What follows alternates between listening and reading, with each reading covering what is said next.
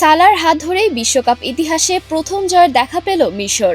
জি গ্রুপের ম্যাচে নিউজিল্যান্ডকে ৩-১ গোলে হারিয়ে বিশ্বকাপের মঞ্চে প্রথম জয়ের স্বাদ পেল আফ্রিকার দেশটি। দীর্ঘ ৯২ বছরের অপেক্ষা শেষ হল মোহাম্মদ সালার নেতৃত্বে। ইউরোপীয় ক্লাব ফুটবলে সালার অর্জনের শেষ নেই, তবে জাতীয় দলের জার্সিতে বিশ্বকাপে জয় না পাওয়াটা ছিল এক বড় আক্ষেপ। সেই আক্ষেপই এবার ঘুচে গেল।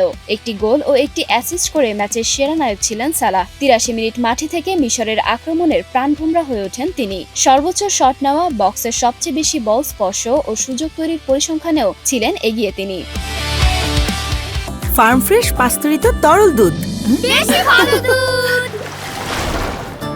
ম্যাচের শুরুটা অবশ্য মিশরের জন্য সুখকর ছিল না। ১৫ মিনিটে কর্নার থেকে ফিন সারম্যানের হেডে এগিয়ে যায় নিউজিল্যান্ড। পিছিয়ে পড়েও আক্রমণ চালিয়ে যায় মিশর, তবে প্রথমার্ধে সমতা ফেরাতে পারেনি। দ্বিতীয়ার্ধে বদলে যায় ম্যাচের চিত্র।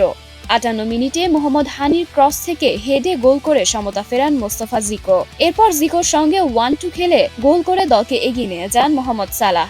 এটি ছিল বিশ্বকাপে মিশরের হয়ে তার তৃতীয় গোল। ৮২ মিনিটে সালার কর্নার থেকে ট্রেজেগে হেডে নিশ্চিত হয় জয়।